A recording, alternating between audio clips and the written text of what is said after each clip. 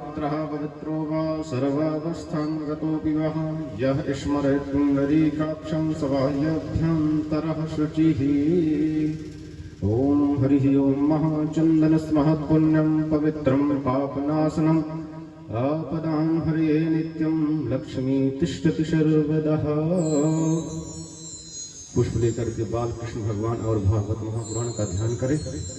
ओम हरि ओम महा सच्चिदानंद रूपाय विश्वोत्पत्त्यादि हेतवे तापत्रय विनाशाय श्री कृष्णाय वयं नमः।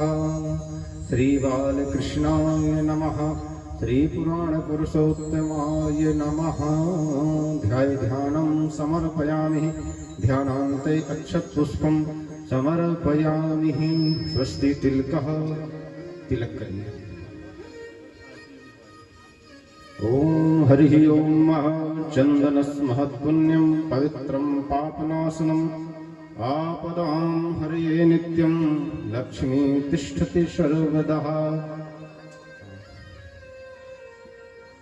ओम हरिः ओम श्रीकण्डनं चन्दनं दिव्यं गन्धान्यं सुमनोहरं विलेपनं सुरश्रेष्ठे च चन्दनं प्रतिगृहीतां चन्दनं समर्पयामि। चन्दनान्ते पुष्पं पुष्पमाला। हरिः ओम ओकधे प्रतिमोदध्वं भगवतेः प्रसूवरेः अस्मा इव सजितवरे विरुदः पारिष्णवः। ओम श्री बालकृष्णाय नमः। पुष्पं पुष्पमाला समर्पयामि। व्यासरूपाय नमो नमः। नन्दनन्दनाय नमः। ओम हरिः ओम ओम माल्यादीनि सुगन्धीनि मालत्यादीनि वे प्रभु मया हृतानि पुष्पाणि पूजार्थं प्रतिगृह्यतां महा। पुष्पं पुष्पमालां समर्पयामि। धूपम् आरार्तिक्यम्। सभी लोग अपने अपने आसन पर खड़े हो जाएं। भागवत भगवान की आरती होने जा रही है और जहां तक हमारी आवाज जा रही है सभी भक्तों से यह निवेदन है कि सभी लोग कथा पंडाल में जल्द से जल्द उपस्थित हों और भागवत भगवान की आरती और कथा मंगलाचरण आदि श्री व्यास जी महाराज का आशीर्वाद प्रदान करें और अपने जीवन को परम मंगल की ओर ले जाएं। सभी ग्रामवासियों से यह निवेदन है जल्द से जल्द कथा पंडाल में उपस्थित हूँ। हरि ओम ज्वालामालिन्ये नमः। रत्नेश्वर्ये नमः। सर्वोपचारार्थे गन्धच्छत् पुष्पाणि समर्पयामि। श्री राधे श्री राधे जय श्री राधे। हरि ओम श्री राधे। ज्वालामालिन्ये नमः। रत्नेश्वर्ये नमः। सर्वोपचारार्थे गन्धच्छत् पुष्पाणि समर्पयामि। हरिः ओम इदगुं हविः प्रजननं मे अस्तु दशभिर्यगुं सर्वगणगुं स्वस्तये आत्मसने प्रजासने पशुसने लोकसन्न भयसने अग्निः प्रजां बहुलं मे करोत्पन्नं पयोरेतो अस्मासु दत्तो। श्री भागवत भगवान की है आरती। पापियों को पाप से है तारती। श्री भागवत भगवान की है आरती। पापियों को पाप से है तारती। श्री भागवत भगवान की है आरती। पापियों को पाप से है तारती। भागवत भगवान की है आरती। पापियों को पाप से है तारती। अमर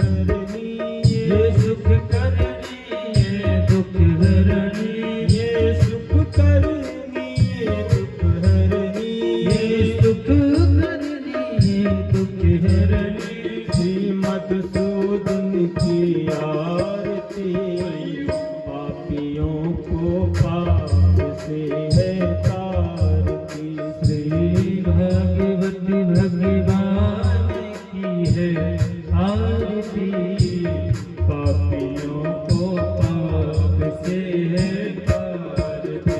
ये मधुर बोल जगपंथी बोल, सन्मार्ग दिखाने वाला, बिगड़ी को बनाने वाला। ये मधुर बोल जगपंथी को सन्मार्ग बताने वाला, बिगड़ी को बनाने वाला। श्री राम यही घनश्याम यही, श्री राम यही घनश्याम यही, हरे राम यही घनश्याम यही, हरे राम यही घनश्याम यही। प्रभु के महिमा की आरती, पापियों को पाप से है तारती। श्री भागवत भगवान की है आरती, पापियों को पाप से है तारती। कर्पूर गौरम करुणावतारम, संसार सारम भुजगेन्द्रहारम, सदा वसन्तं हृदयारविन्दे, भवं भवानी शरणं नमामि। सच्चितं केशवं राम नारायणं, कृष्ण दामोदरं वासुदेवं हरिं, श्रीधरं माधवं गोपिका वल्लभं, जानकी नायकं रामं। हरे रामा हरे रामा, राम राम हरे हरे, हरे कृष्णा कृष्ण कृष्ण हरे हरे। हरे रामा हरे रामा, राम राम हरे हरे, हरे कृष्णा हरे कृष्णा कृष्ण कृष्ण हरे हरे। राम राम हरे हरे, कृष्ण हरे हरे, राम राम हरे हरे, कृष्ण हरे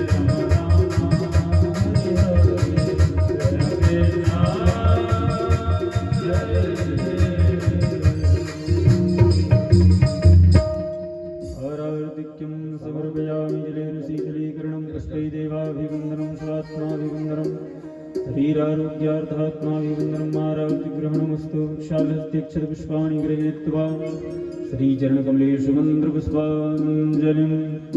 हरिः ओं। जगनेन जगन्मय जनतदेवास्तानि धर्माणि प्रथमान्य, षण्णातिहनाकं महिमानः, सचन्त यत्र पूर्वे साध्याः सन्ति देवाः। हरिः ओं। नारायणाय विद्महे वासुदेवाय धीमहि, तन्नो विष्णुः प्रचोदयात्।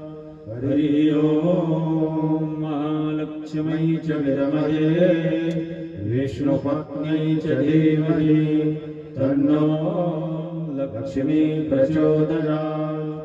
हरिः ओं। अञ्जनानन्दनाय विद्महे वायुपुत्राय धीमहि, तन्नो हनुमत् प्रचोदयात्। सेवन्तिकाकुलजं भगपाटलाब्जै, पूर्णाकटाटकरपीतरसालपुष्पै, बिल्वप्रभातुलसीदलमञ्जरीभिः, त्वां पूजयामि जगदीश्वरदे प्रसीद।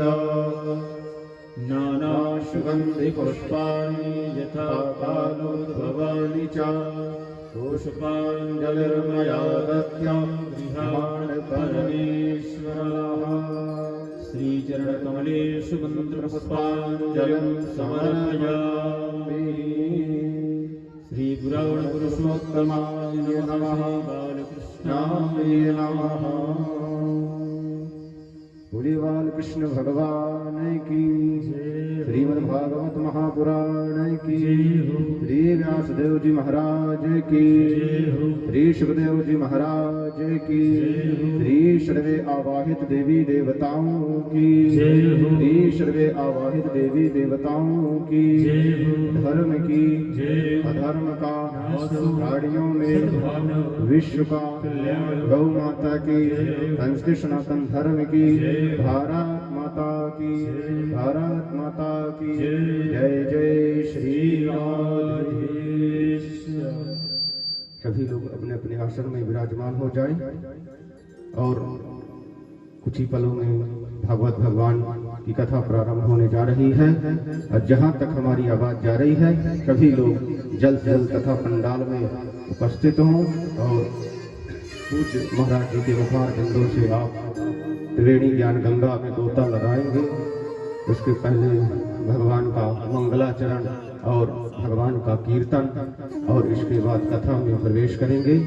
सभी भक्त लोग जल्द से जल्द कथा पंडाल में उपस्थित हों और छोटा अखाड़ा से पधारे हुए श्री व्यास जी महाराज आपको बड़ी ही सुंदर कथा श्रद्धा और भक्ति वैराग्य से परिपूर्ण कथा आपको श्रवण कराएंगे और सब लोग जल्द से जल्द यहाँ उपस्थित हों। और जो लोग यहाँ नहीं आ पा रहे हैं, दूर से हैं, तो दूर संचार के माध्यम से YouTube के माध्यम से आप वहाँ भी कथा को श्रवण कर सकते हैं। श्री गोकर्ण जी महाराज 900। तो सभी भक्त लोग जल्द से जल्द कथा पंडाल में उपस्थित हों। जय श्री राधे।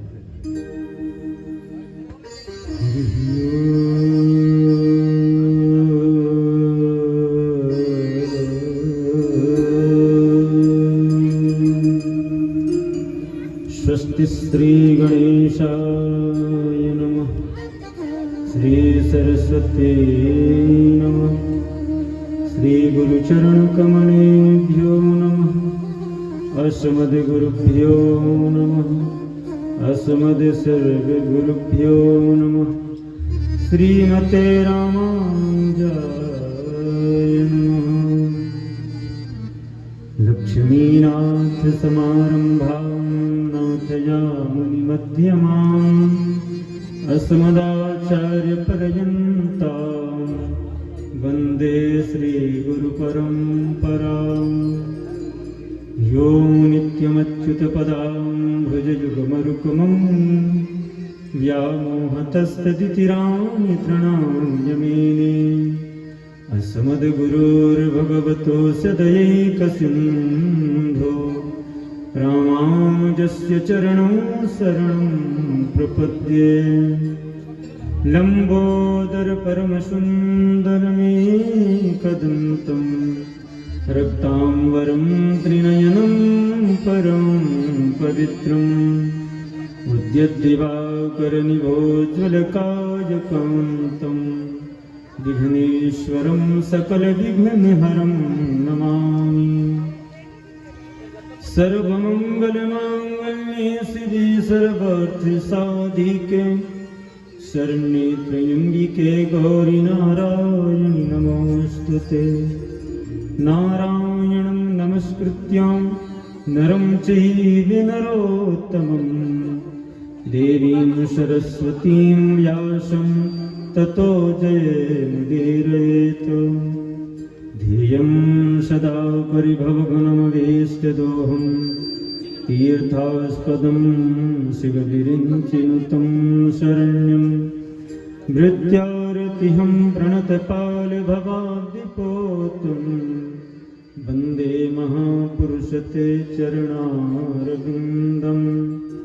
वंशी विभूषितकरानवनीरदाभात् पीताम्बरादरुणबिम्बफलाधरोष्ठात् पूर्णेन्दुसुन्दरमुखायरविन्द्रनेत्रात् कृष्णात् परं किमपि तत्त्वमहं न जाने। लोकाभिरामं रणरङ्गधीरं राजीवनेत्रं रघुवंशनाथं कारुण्यरूपं करुणाकरन्तं श्रीरामचन्द्रं शरणं प्रपद्ये। गङ्गातरङ्गरमणीयजटाकलापं गौरीनिरन्तरविभो भूषितवामभागं नारायणप्रियमनङ्गमदापहारं वाराणसीपुरपतिं भज विश्वनाथम् अतुलितबलधामं हेमशैलावदेहं धनुजबलकृशानं ज्ञानिनामग्रगण्यं सकलगुणनिधानं वानराणामधीशं रघुपतिप्रियभक्तं वातजातं नमामि। श्रियं श्रीशाण्डिल्या वदनकुलकनकैकनिकसं प्रियं श्रीशङ्करशरणगुरो वेद्यैकजलधिं विशिष्टाद्वैताद्वैतो भजसुविज्ञं बुधवरं दयासिन्धुं वन्दे श्रीरमागोविन्दं गुरुवरं गुरुमूर्तिमुखचन्द्रमा सेवकनयने चकोर अष्टपहर निरखत रहूं श्री गुरु चरणन की ओर। जय जय श्री राधा रमण जय जय नवल किशोर जय गोपी चित चोर प्रभु जय जय माखन चोर। राधे मेरी स्वामिनी मैं राधे जुपदास जन्म जन्म मुहि दीजियो श्री वृंदावन को वास। अपने अपने घरन की सब काहू को पीर तुम ही पीर सब घरन की धन्य धन्य रघुवीर। वावृथा विव संपृक्तो वावृतं प्रतिपत्तो जगतः पितरो वन्दे पार्वती शिवशंकर। ओम ओम ओम। बोले भक्तवत्सल भगवान की जय हो। श्री बांके बिहारी लाल की जय हो। श्री राधा रानी सरकार की जय। श्री भागवत महापुराण की जय हो। श्री राघवेंद्र सरकार की जय हो। मापति महादेव की जय। जगतजननी जानकी मैया की जय। श्री हनुमंतलाल जी महाराज की जय। आवाहित देवी देवताओं की जय। श्री वेद व्यास जी महाराज की जय। श्री सुखदेव जी महाराज की जय। पूज्यपाद श्री स्वामी जी महाराज की जय। जय जय श्री राधेश।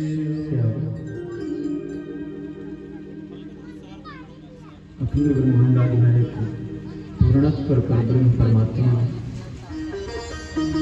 भक्तवांश कल्पतरु आनंद कंद वृचंद्र पीतांबरधारी नंदनंदन यशोदानंदन भगवान श्री कृष्ण की चरणों में कोटि कोटि प्रणाम।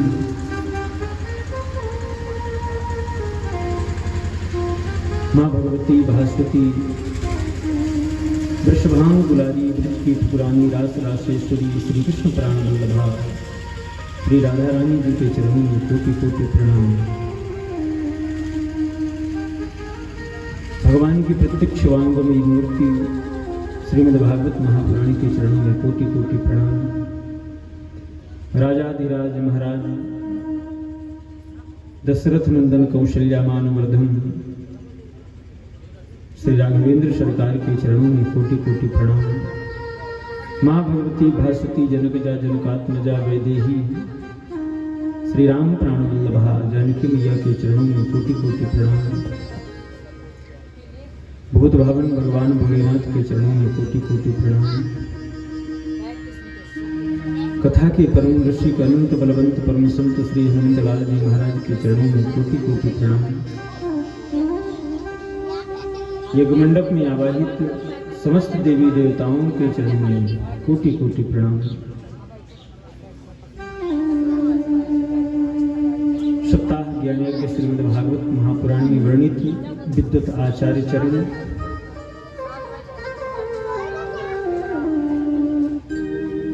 मां सरस्वती के उपासक गंधर्व कलाकार कथा के श्रीमद्भागवत सप्ताह ज्ञान यज्ञ कथा के संकल्पज्ञ स्वर्गीय श्री अवधेश प्रसाद मिश्रा, श्रीमती लक्ष्मी मिश्रा,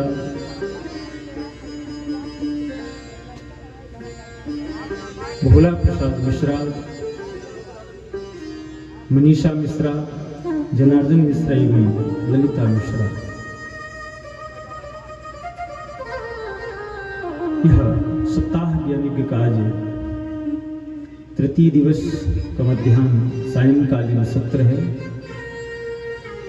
गत दिवस हम लोग भगवान की दिव्य कथाओं को श्रवण किए हैं। आइए कथा को वहीं से श्रवण करेंगे। उसके पूर्व अपने मन को एकाग्र करते हुए, वाणी को पवित्र करते हुए भगवान नाम संकीर्तन, तत्पश्चात कथा में प्रवेश करेंगे।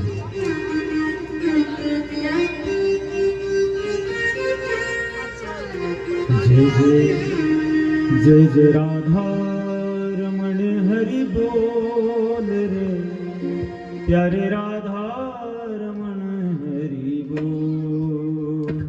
जय जय राधा रमण हरि बोल रे, प्यारो राधा रमण हरि बोल। जय जय राधा रमण हरि बोल रे, प्यारे राधा रमण हरि बोल। जय जय राधा रमण हरि बोल रे, प्यारे राधा रमण हरि बोल। जय जय राधा रमण, प्यारे राधा रमण, जय जय राधा रमण, प्यारे राधा रमण। जय जय राधा रमण, प्यारो राधा रमण, जय जय राधा रमण, प्यारो राधा रमण।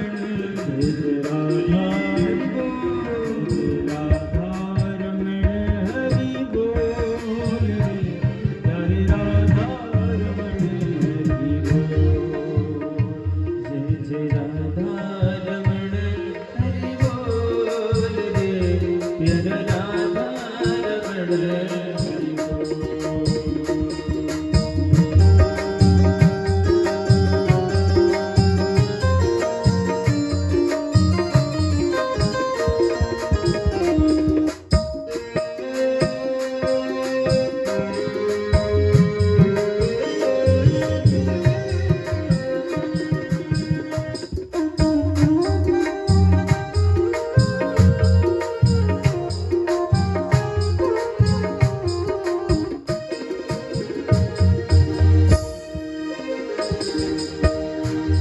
नव नागर किशोर नवल रसिया, नव नागर किशोर नवल रसिया, नव नागर किशोर नवल रसिया, नव नागर किशोर नवल रसिया। प्यारो ब्रज कब छैल कान्हा मन बसिया, प्यारो ब्रज कब छैल मन रसिया। हरि काल नेहा, हरि काल काली की डोल रे, जय जय राधा रमण हरि बोल। जय जय राधा रमण हरि बोल रे, प्यारे राधा रमण हरि बोल।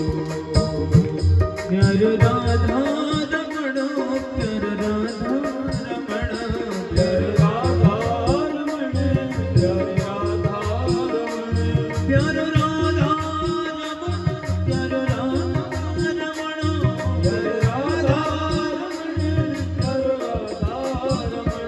जय जय राधा रमण हरि बोल रे, जय जय राधा रमण हरि बोल। जय जय राधा रमण हरि बोल रे, प्यारे राधा रमण हरि बोल।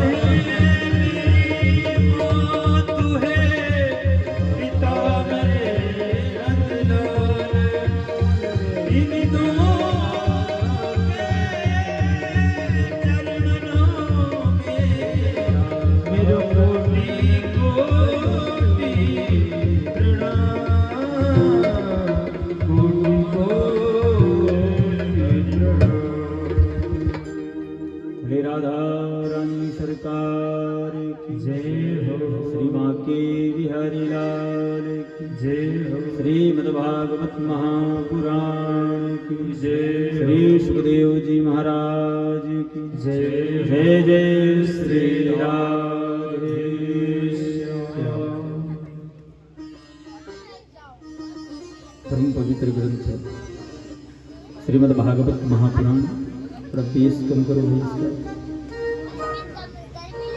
हरि ओम श्री राधे। हाँ, परम पवित्र ग्रंथ श्रीमद् भागवत महापुराण, जिनकी कथा आज हम गत 2 दिनों से श्रवण कर रहे हैं। आज कथा का तृतीय दिवस। गत दिवस की कथा हम लोग बड़े भाव से श्रवण किए हैं। अंतिम कथा क्या श्रवण की आप लोगों को पता है? कथा तो सुने लगभग सब लोग हैं यहाँ पे, जितने लोग बैठे हैं, पर कथा क्या सुनी याद ही नहीं है। श्रोता की प्रथम लक्षण है कथा भगवान की स्मृति में होनी चाहिए, है ना। कल हम लोगों ने कथा श्रवण किया है। महाराज परीक्षित ने श्री सुखदेव स्वामी से प्रश्न किया है। पहला प्रश्न, क्या प्रश्न किया है? अतः पृच्छामि संसिद्धिं योगिनां परमं गुरुं पुरुषस्य यत् कार्यं म्रियमाणस्य सर्वथा। अतः पृच्छामि संसिद्धिं योगिनां परमं गुरुं पुरुषस्य यत् कार्यं म्रियमाणस्य सर्वथा। प्रश्न क्या है? प्रश्न है म्रियमाण व्यक्ति को क्या करना चाहिए, क्या नहीं करना चाहिए।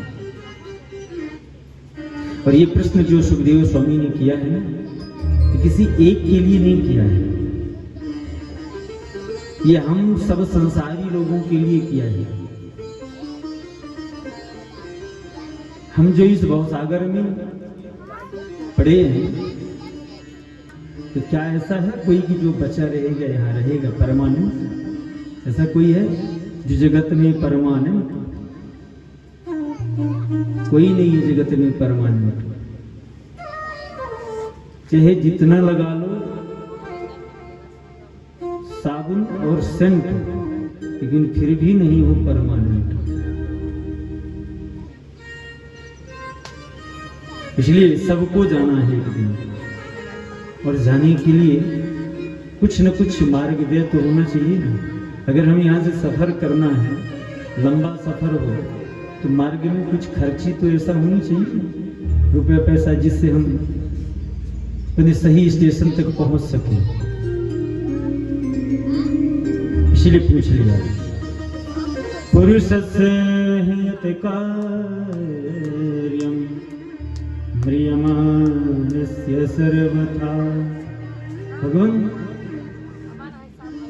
हमारा प्रश्न है म्रियमाण व्यक्ति को क्या करना चाहिए अथवा क्या नहीं करना चाहिए, क्या करनी है, क्या हमें करना चाहिए, क्या नहीं करना चाहिए। बहुत सुंदर प्रश्न है। सुखदेव स्वामी जैसे ही प्रश्न सुनते हैं, राजा परीक्षित से एकदम प्रसन्न हो गया। जो श्रोता मिला है गजब का है, अद्भुत श्रोता है।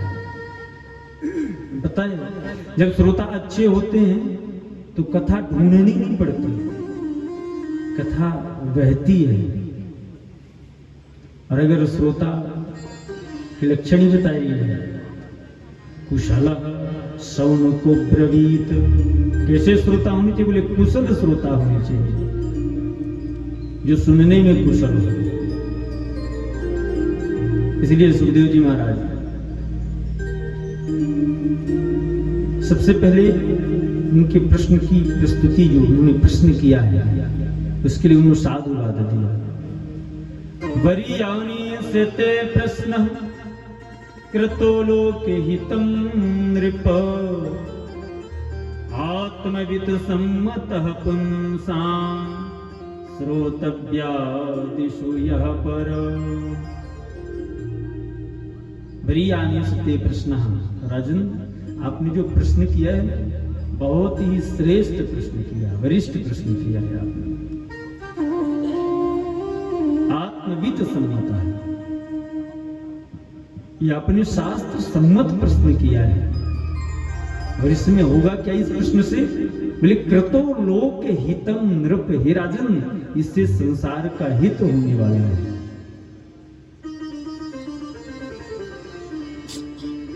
इसलिए तुम्हें तो सबसे पहले साधुवाद है जो तुमने इतना सुंदर प्रश्न कर दिया। सुखदेव जी कहते, राजन, तुमने जो प्रश्न किया है, म्रियमाण व्यक्ति को क्या करना चाहिए, अर्थात जिसकी मृत्यु होने वाली है। तो यहां तो ऐसा कोई नहीं कि जिसकी मृत्यु ना होने वाली है। हम सब काल के गाल में पड़े हुए हैं।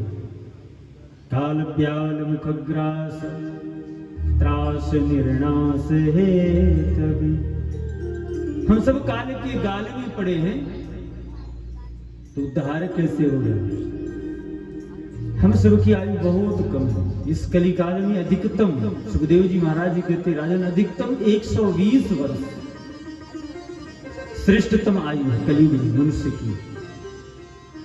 इस 120 वर्ष में भी वहां तक तो लगभग एक व्यक्ति ही करोड़ों में 120 तक पहुंचता है, और लगभग 5% लोग 100 तक जा रहे हैं।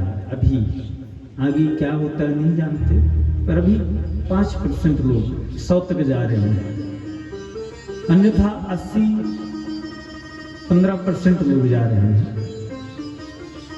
बाकी 60-70-75 हो गए इस अवस्था में। चलिए हम 100 वर्ष की आयु कहीं निश्चित करते हैं कि हमारी आयु 100 वर्ष है। इस 100 वर्ष में निद्रायाम ह्रियते रात्रि, रात्रियाम ह्रियते निद्रा।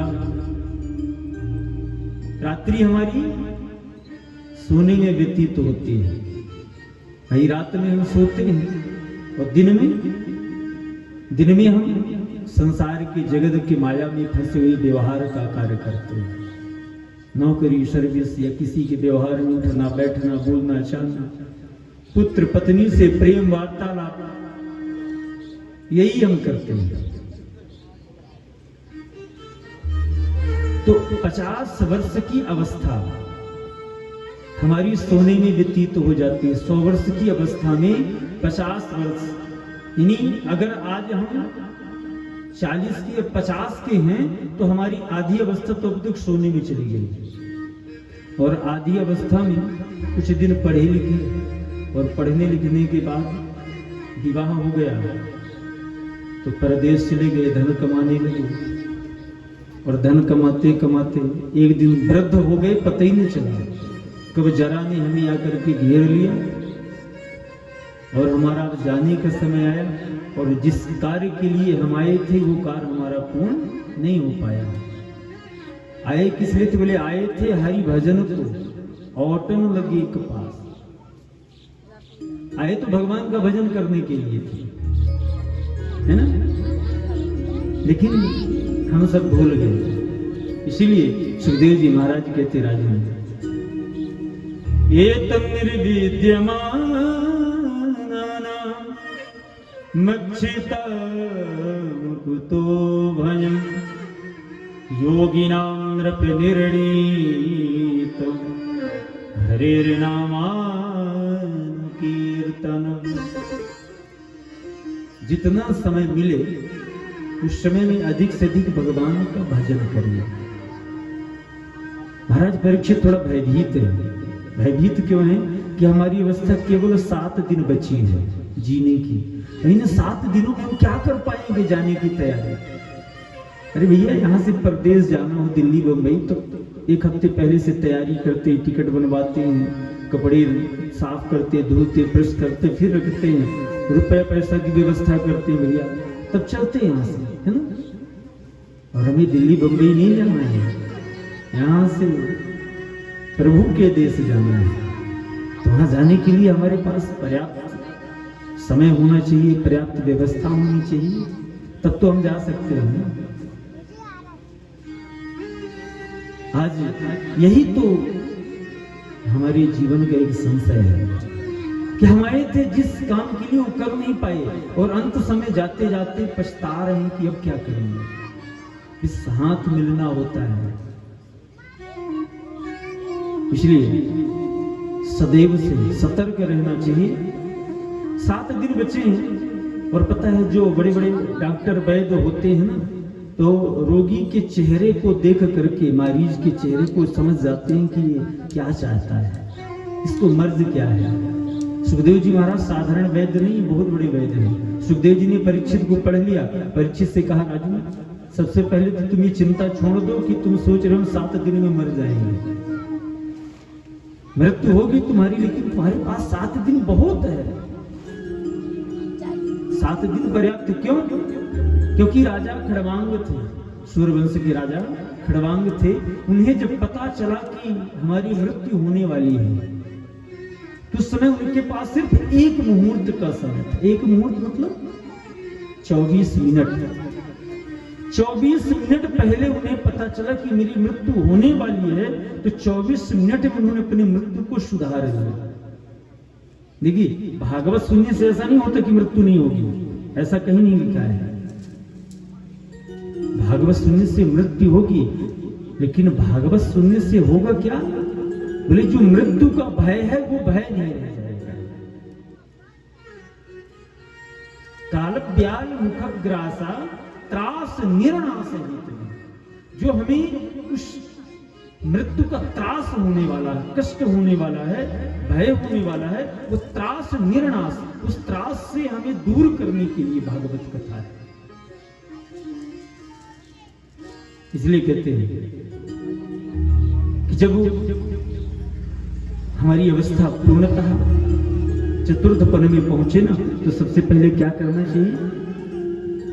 घर का त्याग। माया, घर का त्याग मतलब घर छोड़ के मत जाइए कि कहीं भूखे प्यासे मत जाइए, है ना? ऐसे नहीं। घर का त्याग मन से, अपनी माया का त्याग करना है। माया का त्याग करिए और तत्पश्चात कहीं घर में ही एकांत, जैसे मंदिर बना, मंदिर में बैठ जाइए।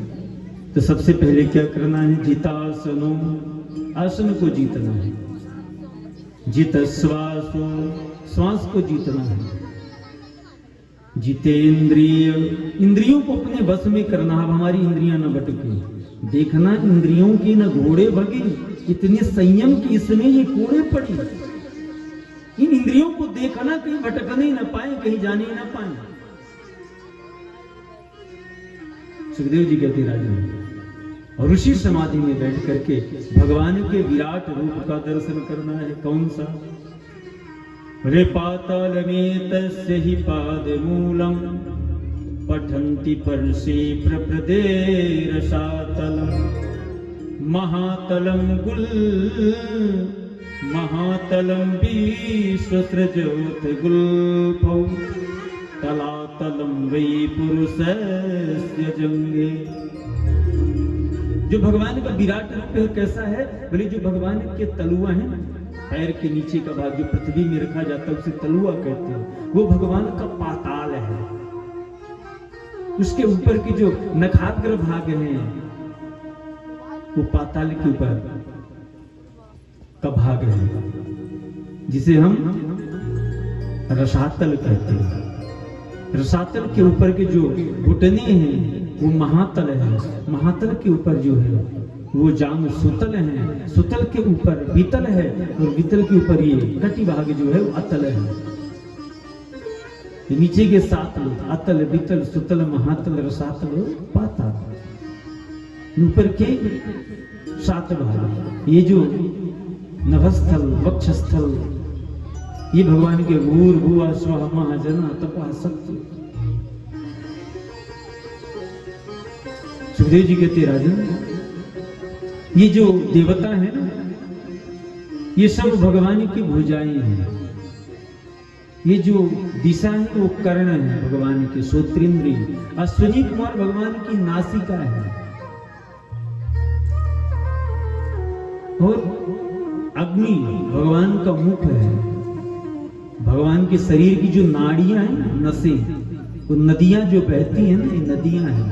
ये जो वृक्ष लगे हैं, ये वृक्ष भगवान के रोमावलियां हैं। इसलिए अकारण कभी वृक्षों को काटना नहीं चाहिए।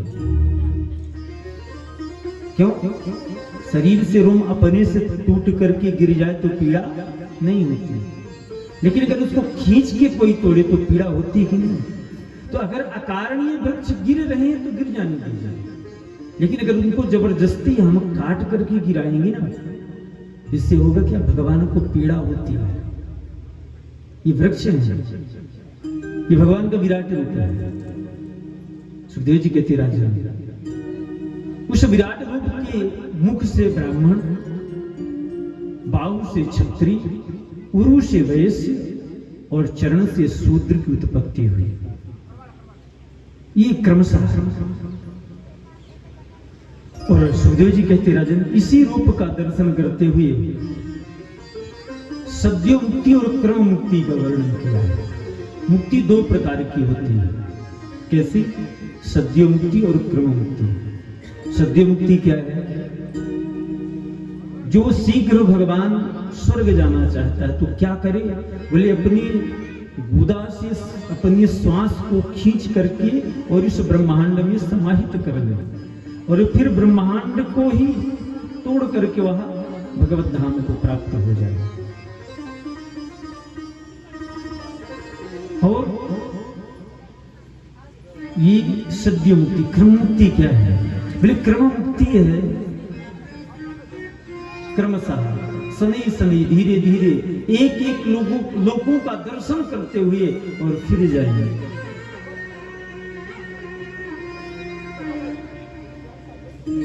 तस्मात् सर्वात्मना राजन् हरिः सर्वत्र सर्वदा श्रोतव्यः कीर्तितव्यश्च स्मर्तव्यो भगवन्द्रणा।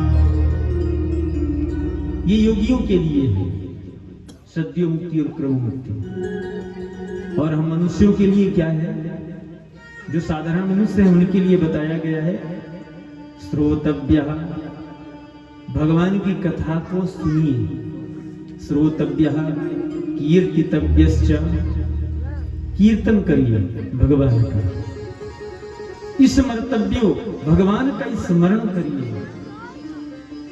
ये तीन मार्ग हैं हम साधारण मनुष्यों के लिए भगवान तक पहुंचने का।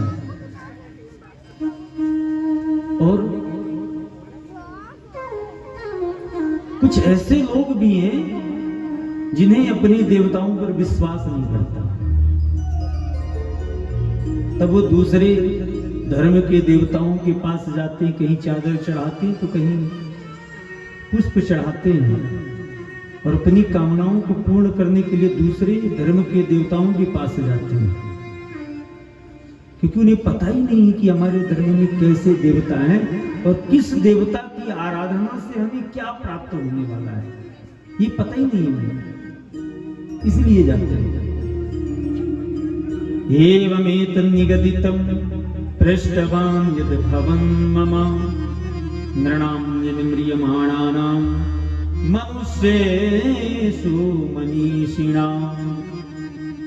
सुखदेव जी कहते राजन, जिसे वेदादि का अध्ययन करना हो ब्रह्मा जी का यजन करे। सबकी अलग अलग कामनाओं के अलग अलग देवता होते हैं। जिसे इंद्रिय सामर्थ्य चाहिए हो इंद्रादि के देवताओं का पूजन करे, जिसे प्रजा की वृद्धि चाहिए हो वो दक्ष की पूजा करे, जिसे लक्ष्मी चाहिए हो मां भगवती दुर्गा की उपासना करे, जिसे संसार में प्रभाव चाहिए हो वह अग्नि की उपासना करे, जिसे सुवर्ण गौ आदि चाहिए हो वह वसुओं की उपासना करे, जिसे आयु चाहिए हो वो अश्विनी कुमारों की उपासना करे, जिसे सौंदर्य चाहिए हो वह गंधर्वों की उपासना करे, और जिसे विद्या चाहिए हो और जिसको दाम्पत्य चाहिए सुखमय दाम्पत्य वो भगवान शिव और गौरी का पूजन करे। और कुछ ऐसे लोग भी होते हैं जिन्हें बहुत कुछ चाहिए और कुछ भी नहीं चाहिए। ऐसे भी दो प्रकार के लोग होते हैं। इनकी कामना बहुत सारी होती है, एक एक कामना पूर्ण नहीं की जा सकती। वो किनका यजन करेंगे? बोले या काम सर्व कामो वा मोक्ष कामयुदारधि तीव्रेण भक्ति योगेन यजेत पुरुषम परम। किनका यजन करना है? परम पुरुष का। परम पुरुष कौन है? भगवान नारायण।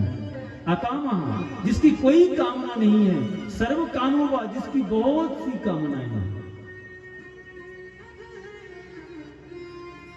सुखदेव जी महाराज कहते राजन, इसलिए भगवान का भजन, भगवान की कथा सुननी चाहिए। जो कथा भगवान की नहीं सुनते वो 4 प्रकार के पशुओं की श्रेणी में आते हैं।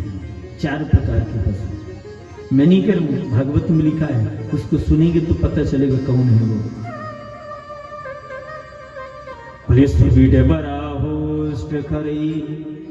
संस्तुता पुरुषा पशु नयते कर्ण पथोपेतो जातु नाम गदाग्रजः। 4 प्रकार के पशु हैं। स्व यानी कुत्ता, विड यानी ऊंट, वराह यानी शुअर और खर यानी गधा। ये 4 प्रकार के पशु हैं। स्विड वराह रोष्ट खरई संस्तुतः पुरुषः पशु। वो 4 प्रकार के जो पशु है ना, वो भी किन्हें पशु मानते हैं? मनुष्य को। कैसे मनुष्य को? जो भगवान से प्रेम नहीं करते।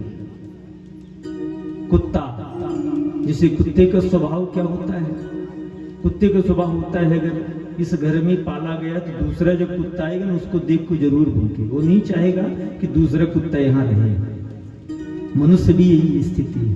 वो भी नहीं चाहता कि कोई, अगर हम अच्छे से खा रहे रह रहे तो बगल वाला पड़ोसी भी अच्छे से खाए पिए रहे। वो भी नहीं चाहता। हाँ, विड यानी ऊंट होता है। ऊंट की उपमा किसके लिए दिया है? जो ऐसे मनुष्य होते हैं जो अपने अहम में रहते हैं, जिन्हें संसार का हर व्यक्ति छोटा दिखाई देता है और वो अपनी गर्दन को झुकाता नहीं। अरे मैं हूं जो। ऊंट के अंदर भी गर्दन का अहंकार में सबसे ऊंचा होता है ना अहंकार। सबसे बड़ा मैं इस संसार में हूं। गर्दन नहीं झुकाता। वाराह, शुगर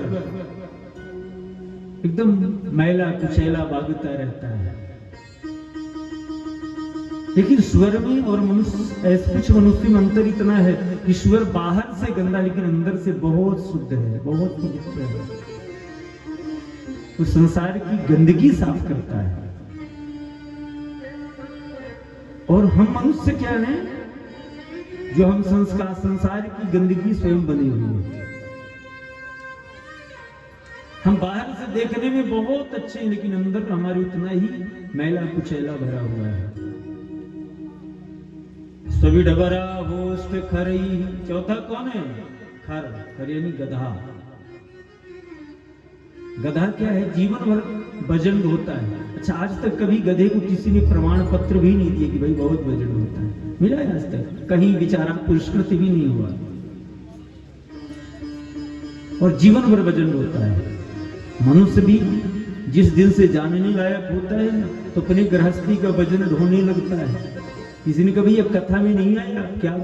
बोले क्या करें, इसमें बहुत भार है। वो बगल में गधा खड़ा तो सोचा कि वो ये भी लगता हमारी जाति के हैं। भाई हमको भी भार है, इनको भी भार है, तो जाति जाति के हुई। बड़ा खुश हुआ कि ऐसे भी लोग हमारी जाति में पड़े। जो कान कभी भगवान की कथा नहीं सुनते ना, वो कान जो छिद्र होते हैं वो सर्प के बिल के समान होते हैं। जैसे सर्प के बिल का कोई उपयोग है? कोई उपयोग नहीं। जो नेत्र कभी भगवान का दर्शन नहीं करते वो नेत्र मोर पंख के समान। मयूर पुक्ष, मोर पंख में नेत्र बने होते हैं ना, देखे होंगे आप लोगों ने।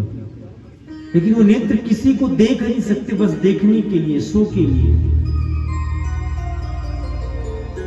जो हाथ कभी दान नहीं करते वो मुर्दे के हाथ के समान है। और जो पैर कभी तीर्थ यात्रा नहीं करते वो वृक्ष के समान है। जैसे वृक्ष लगे, अभी बेचारे कहीं जा सकते हैं क्या? नहीं जा सकते, जहां के तहां रहेंगे। उसी प्रकार का जीवन हमारा भी। और जो जिह्वा कभी भगवान का नाम नहीं लेती ना, वो कौन है? दार्दुर केवमेवा। दार्दुर कहते हैं मेढक को। मेढक की जीवा जैसे अभी जब बरसात आएगी ना तो पूरी रात टर टर करते हैं। ऐसे लगता है जैसे वेद मंत्र पढ़ रहे हैं, लेकिन वो वेद पढ़ते नहीं, टर टर एक स्वर में सब बोलते हैं। बस उसी प्रकार देखिए, अगर हम इस जीवा से राम का नाम, कृष्ण का नाम नहीं ले रहे तो फिर टर ही करे। जीवन की संसार की, इसकी बुराई उसकी प्रशंसा, यही तो करते भागते हैं।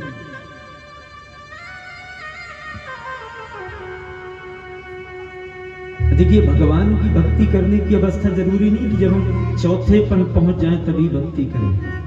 भक्ति करने के लिए अवस्था निर्धारित किसी की नहीं की गई है। इसीलिए कहते हैं तूने राम नाम ना लीन हो, क्या कहते हैं, तूने राम नाम ना लीन हो, ओ राम नाम लीन हो, ना कृष्ण नाम लीन हो, तन भरी जवानी में तू डूब के मर जा रे चुल्लू भर पानी में, तू डूब के मर जा रे चुल्लू भर पानी में। अरे राम नाम ना लीन हो, हरे कृष्ण नाम लीन हो, तन भरी जवानी में तू डूब के मर जा रे चुल्लू भर पानी में, तू डूब के मर जा रे चुल्लू भर पानी में, तू डूब के मर जा रे चुल्लू भर पानी में, तू डूब के मर जा रे चुल्लू भर पानी में।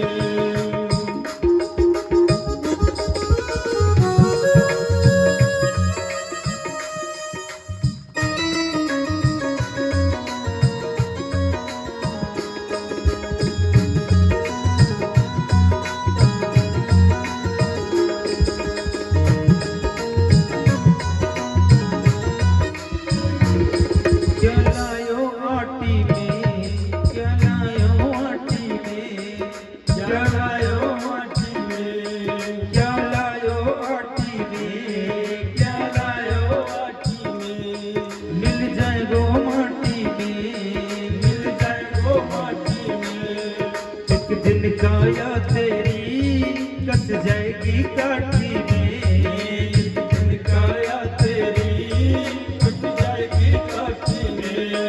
पानी का बबूला है, पानी का बबूला है, मिल जाए वो पानी में तू डूब के मर जा रे चुल्लू भर पानी में, तू डूब के मर जा रे चुल्लू भर पानी में। ना राम नाम लीन हो, ना राम नाम लीन हो, ना कृष्ण नाम लीन हो, ना कृष्ण नाम लीन हो, तन भरी जवानी में तू डूब के मर जा रे चुल्लू भर पानी में, तू डूब के मर जा रे चुल्लू भर पानी में।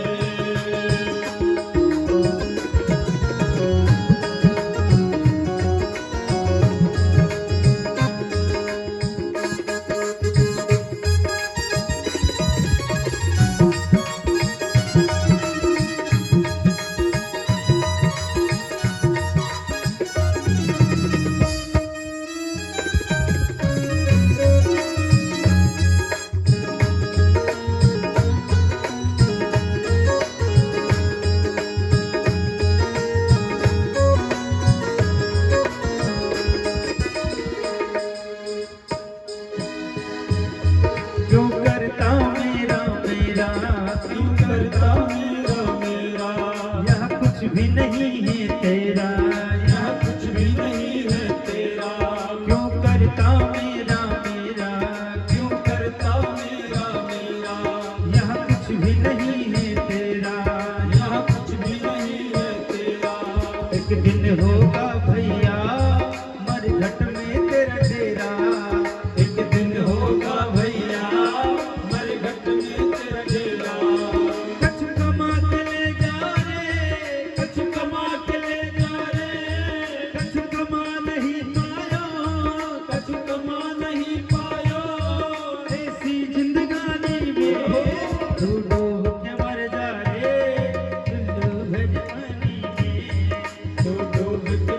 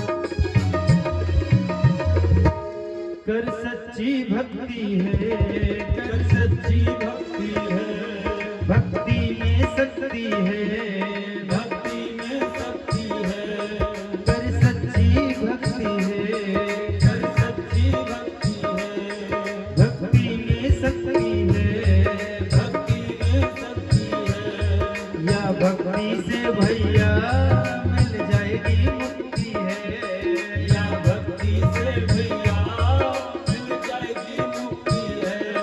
दिन बालापन खोया, धन वालापन खोया, सारा जीवन खोया, सारा जीवन खोया, बस या नहीं कहानी में हम डूब के मर जाए सिंधु भर पानी में, तू डूब के मर जाए सिंधु भर पानी में।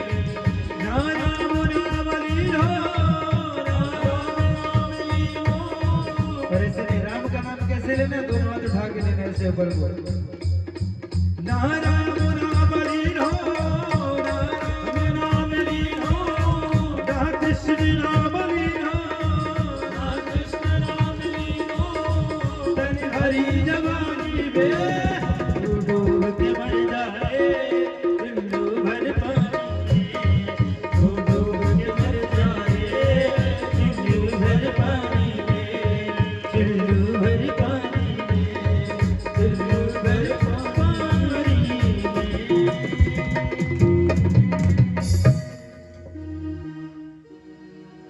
तू डूब के मर जा रे चुल्लू भर पानी में। किसके लिए कहा है? जो राम नाम ना लीनो, जो कृष्ण नाम ना लीनो, तनी भरी जवानी में। और एक चीज बताऊं, जो हम जवानी में नहीं कर सकते बुढ़ापे में कभी नहीं कर सकते। प्रथमे नार्जितम विद्या, द्वितीये नार्जितम धनम, तृतीये ना तपः, तृतीय चतुर्थे किम करिष्यति। जो पहली अवस्था में विद्या अर्जन नहीं किया, दूसरी अवस्था में धन नहीं कमाया, तीसरी अवस्था में भगवान की भक्ति नहीं की, वो चौथी अवस्था में कुछ भी नहीं कर सकता साहब। इसलिए सुखदेव जी कहते, राजा हर जीव को अपने कल्याण का मार्ग देखना चाहिए, कल्याण का मार्ग खोजना चाहिए। और पता है, हम सिर्फ जगत के व्यवहार में पड़े हैं। ये जगत और जगत के रहने वाले कोई नहीं साथ देंगे। जिस दिन हम यहां से जाएंगे ना, जानते हैं ये बात, सब लोग जानते हैं कि अकेले आए अकेले जाएंगे, लेकिन भूल जाते हैं कि वास्तविक रूप हमारा क्या है। बस हम सब ईश्वर के अंश हैं। ईश्वर अंश जीव अविनाशी, चेतन अमल सहज सुख राशि। हम सब भगवान के अंश हैं, भगवत स्वरूप ही हैं, हम सब में भगवान हैं। बस अंतर एक है कि हम भूले हुए कि हम हैं कौन। हम अपने को सिर्फ एक मनुष्य मान रहे हैं और मनुष्य के धर्म को निर्वाह कर रहे हैं। हमें ये भी देखना कि हम एक पवित्र आत्मा हैं, ईश्वर के भेजे हुए एक दूत हैं, जो हमें यहाँ कुछ करने के लिए भगवान ने भेजा है।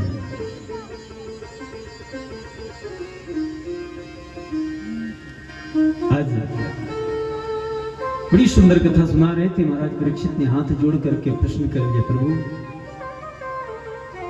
आप जो कथा श्रवण कराते हैं इससे हमें बड़ी शांति प्राप्त हो रही है, भगवान के प्रति भक्ति प्राप्त हो रही है, ज्ञान भी मिल रहा है और संसार के प्रति वैराग्य भी हो रहा है। इसलिए आप ये कृपा करिए, हमें ये बताइए कि सृष्टि का सृजन कैसे कौन करता है, पालन कौन करता है और संहार किसके द्वारा इस संसार का होता है। हमें सृष्टि की कथा श्रवण कराइए कि सृष्टि कैसे होती है। पता है, जैसे ही सृष्टि विषयात्मक प्रश्न कर दिया परीक्षित जी ने, सुखदेव जी को याद आया, अभी तो हमने मंगलाचरण किया नहीं। क्यों? क्योंकि सृष्टि में प्रवेश करना है तो पहले परमात्मा का ध्यान करना पड़ेगा। ध्यान करते हैं, यत् कीर्तनम यत् स्मरणम यदीक्षणम यद वंदनम यत् श्रवणम यदारोहणम लोकस्य सद्यो विदनोति कल्मषं तस्मै सुभद्रश्रवसे नमो। सुखदेव जी कहते राजन, भगवान ने 12 श्लोकों से भगवान ने कई स्मरण किया, गुरु वंदना की, गुरु का स्मरण किया, सरस्वती मैया के हेमन कृपा करो भागवादिनी, हमारी जीवा में आकर के विराजमान हो जाओ ताकि हम इन्हें संपूर्ण प्रश्नों के उत्तर देकर संतुष्ट कर सके। सुखदेव जी कहते राजन, आपने जो प्रश्न किया है ना, यही प्रश्न नारद जी ने ब्रह्मा जी से किया। कब? एक समय जब ब्रह्मा जी समाधिस्थ बैठे हुए थे, नारद जी गए पिताजी का दर्शन करने के लिए, तो वहां जाकर के क्या देखते हैं कि यहाँ तो ब्रह्मा जी भी किसी का ध्यान कर रहे हैं। अब तक तो मैं मानता था कि संसार में ब्रह्मा जी से बड़ा और कोई नहीं है, सबसे बड़े देवता ब्रह्मा जी, लेकिन ये किसका ध्यान करते हैं? ब्रह्मा जी की जब समाधि खुली, नारद जी ने उन्हें प्रणाम किया और कहा, पिताजी ये बताइए कि आपसे भी बड़ा कोई देवता है क्या, जिसको आप ध्यान कर रहे थे? वो है कौन? और एक चीज बताइए, सृष्टि का सृजन कैसे कौन करता है, पालन किसके द्वारा होती है, संहार करने वाला कौन है? हमें शंका हो गई है। अब तक तो मैं ही आपको श्रेष्ठ मान रहा था, लेकिन हमें लग रहा कि आपसे भी कोई ऊपर है क्या, कोई सत्ता है, शक्ति है। ब्रह्मा जी कहते हैं, तस्मै नमो भगवते वासुदेवाय धीमहि यन्मायया दुर्जयया मां भुवन्ति जगत गुरु। तस्मै नमो भगवते वासुदेवाय धीमहि यन्मायया दुर्जयया। ये वही वासुदेव परमात्मा है जिनकी माया से लोग मोहित होकर के हमें ही सृष्टि का पिता मानते हैं। यद्यपि मैं नहीं हूं, मैं तो एक कार्य करता हूं, यहां का एक सदस्य हूं। सृष्टि करने वाले वो जगत पिता हैं जिनके द्वारा सृष्टि चलती है। कैसे चलती है? तो सबसे पहले तो बताया कि व्याप्त रूप, जब इस संसार में कुछ भी नहीं था, इस संसार में जब कुछ भी नहीं था, तो भगवान एक अंड के रूप में थे। उसमें 5 कर्म इंद्रियां, 5 ज्ञान इंद्रियां, मन, शक्ति इंद्रियां और इनके अधिष्ठात्र देवता तत्त करके 24 देवता इसमें प्रवेश करते हैं, लेकिन फिर भी ये अंड जागृत नहीं हुआ, सृष्टि आगे नहीं बढ़ पा रही है। तब बोले उस समय वह ब्रह्म हुआ, जिसे हम ब्रह्म कहते हैं। ब्रह्मा नहीं, ब्रह्मा अलग है और ब्रह्म अलग है। वो ब्रह्म जिसकी नेति नेति वेदों ने गायन किया है बार बार, तब भी पूर्ण नहीं कर पाया है, वो ब्रह्म है। उसमें जाकर के प्रवेश किया, इसी से वो ब्रह्मांड कहलाया। ब्रह्मांड ये क्या है? ब्रह्मांड है। इसमें प्रवेश किए और उससे परब्रह्म परमात्मा उत्पत्ति हुई उस ब्रह्मांड से।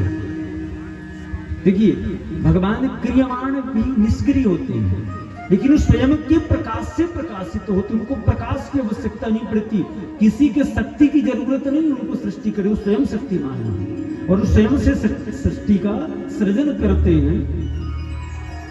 तो उनके नाभि से नारायण जल में वो शयन करने लगे, इसलिए उन्हीं का नाम नारायण पड़ा है। जल का अर्थ नर भी कहा गया है। आपो नारो शून्य, ये नार शब्द आया, उनका नाम पड़ गया नारायण। आयम यानी जो शयन करे जल में, नारायण पड़ा। नारायण के नाभि से कमल और कमल से ब्रह्मा जी की उत्पत्ति हुई। ब्रह्मा जी चारों तरफ देखे तो उनके 4 सिर हो गए। विचार की मैं आया कहां से, उस कमल की मृणाल में प्रवेश की, अंदर तक गए, कुछ नहीं पता चला। पुनः ऊपर आ गए, तो जब ऊपर आए उन्हें 2 शब्द सुनाई दिए, वर्णाक्षर के 2 शब्द, 16वां शब्द और 21वां शब्द। वर्णाक्षर का 16वां शब्द क्या है? ता, और 21वां शब्द पा। तप करो, तपस्या करने लगे।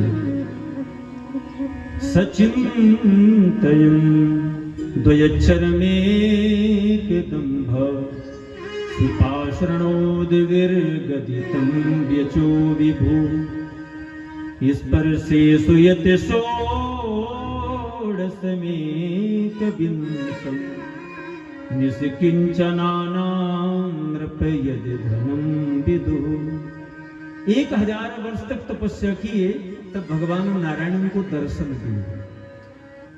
पहले तो वैकुंठ का दर्शन कराया, फिर अपना दर्शन कराया। जब अपना दर्शन कराया ना, तो ब्रह्मा जी के अश्रु प्रवाहित हो गए, इतने सुंदर।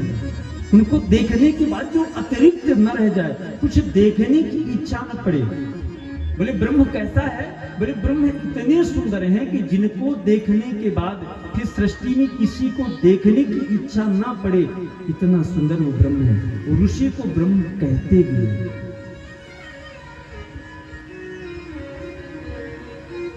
ब्रह्मा जी से कहा वर मांगो। ब्रह्मा जी ने कहा भगवान मुझे तो इस सृष्टि का ज्ञान नहीं है, बस तो ज्ञान करा दीजिए। तब 4 श्लोक दिया। अहमेवासमेवाग्रे नान्यद् सदसत् परम पश्चादहं यदेतच्च योगशिष्येति सोऽस्म्यहम्। ऋतेऽर्थं यत् प्रतीयेत न प्रतीयेत चात्मनि तद्विदादात्मनो मां यथा भासो यथा तमः। अहमेवासमेवाग्रे। भगवान कहते ब्रह्मा जी जब सृष्टि करना हो तो एक चीज का तुम्हें ज्ञान जरूर करना। क्या? अहम मेवासमेवाग्रे। इस सृष्टि, जब सृष्टि नहीं थी तो मैं था, जब सृष्टि आज है तो मैं ही हूं, और जब ये सृष्टि नहीं रहेगी तब भी जो कोई बचेगा वो मैं ही रहूंगा। तीनों काल में जिसकी सत्ता विद्यमान रहती है, तीनों कालों में जिसके द्वारा प्रकाश होता है इस संसार में, सूर्य भी जिसके द्वारा प्रकाशित होते हैं, भगवान सूर्य। सूर्य में प्रकाश देखिए, सूर्य में प्रकाश भगवान के द्वारा आता है, लेकिन भगवान स्वयं से प्रकाशित है। जिनकी माया में पढ़ करके हम सब माया यवनिका, ये माया का पर्दा हम लोगों की पड़ा है, जिसे ये संसार सत्यवत प्रतीत हो रहा है, मृग मारीचिका की तरह। भगवान राम जानते थे कि मृग सोने का नहीं हो सकता, जानते थे, पर सीता जी ने कहा नहीं ये सोने का मृग है, इसको लाना है। लेकिन जानते थे भगवान कि सोने का मृग नहीं होता है, फिर भी भगवान लीला कर रहे हैं, इसलिए उनको स्वर्णमयी मृग को देखकर उनका पीछा करना पड़ा। उसी प्रकार से संसार में भी हम फंसे हैं। भागवत जी के 10 लक्षण बताए हैं, और सृष्टि का क्रम वहां से प्रारंभ होता है। सुखदेव जी कहते राजन, यही प्रश्न विदुर जी ने मैत्रेय जी से किया था। यही प्रश्न मैत्रेय और विदुर जी का संवाद बड़ा सुंदर हुआ है। देखिए भागवत में 3 श्रोता और 3 वक्ता हैं, ये जानकारी आपको होनी चाहिए कि इस भागवत में कितने श्रोता हैं। प्रधान श्रोता कितने हैं? 3, और वक्ता कितने हैं? 3। पहले श्रोता वक्ता कौन है? बोले सबसे पहले श्रोता वक्ता है मैत्रेय जी और विदुर जी। मैत्रेय जी ने कथा सुनाया, मैत्रेय जी वक्ता हैं और विदुर जी श्रोता हैं। जो कथा मैत्रेय जी ने विदुर जी को बताई, वही कथा सुखदेव जी ने राजा परीक्षित को सुनाई। और वही कथा जो सुखदेव जी ने राजा परीक्षित को सुनाया, वही कथा सूत जी शौनक आदि ऋषियों को सुनाते हैं, 88,000 ऋषियों को। और सृष्टि का क्रम तब बताते हैं जब ब्रह्मा जी के द्वारा संपूर्ण सृष्टि का सृजन होने लगा। बार बार सृष्टि ब्रह्मा जी करते, लेकिन उनकी सृष्टि बढ़ नहीं रही है। और उस समय वो बताते हैं कि सृष्टि का क्रम कहां से चलता है। रचा है सृष्टि को जिस प्रभु ने, वही वो सृष्टि चला रहा। रचा है सृष्टि को जिस प्रभु ने, वही सृष्टि चला रहे हैं। जो पेड़ हमने लगाया पहले, जो पेड़ हमने लगाया पहले, उसी का फल हम अब पा रहे हैं। चार सृष्टि को जिस प्रभु ने, वही सृष्टि चला रहे हैं। चार सृष्टि को जिस प्रभु ने, वही वो सृष्टि चला रहे हैं। चार सृष्टि को जिस प्रभु ने, वही सृष्टि चला रहे हैं।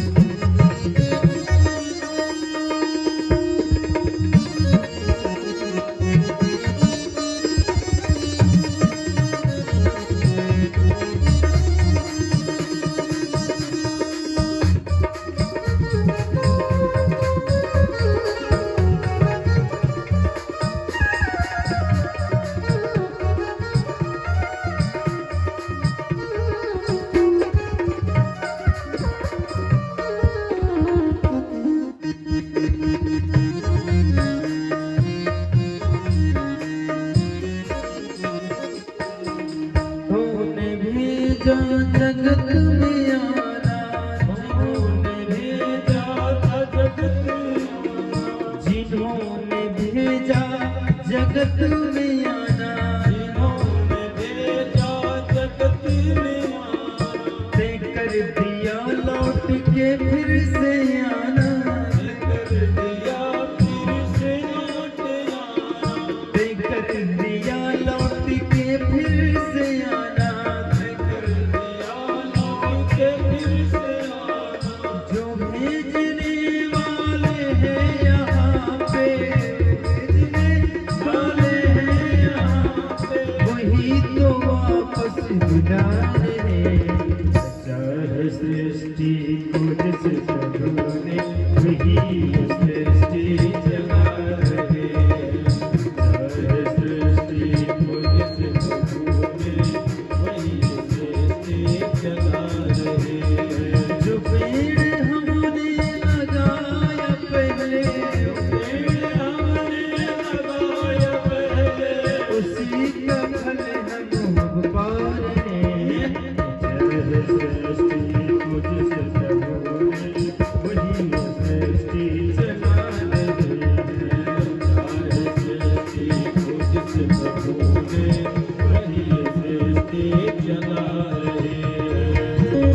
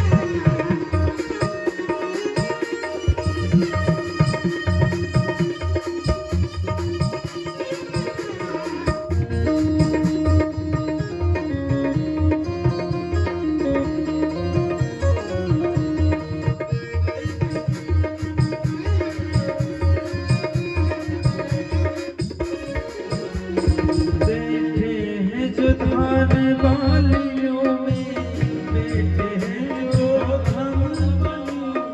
समाए मेहंदी की लालियों में, समाए मेहंदी की लालियों में, बैठे हैं जो धान की बालियों में, बैठे हैं धान की बालियों में, समाए मेहंदी की लालियों में, समाए मेहंदी की लालियों में, हर डाल हर पत्ते में समाए, हर डाल हर पत्ते में समाई, फूल रंग बिरंग खिला रहे।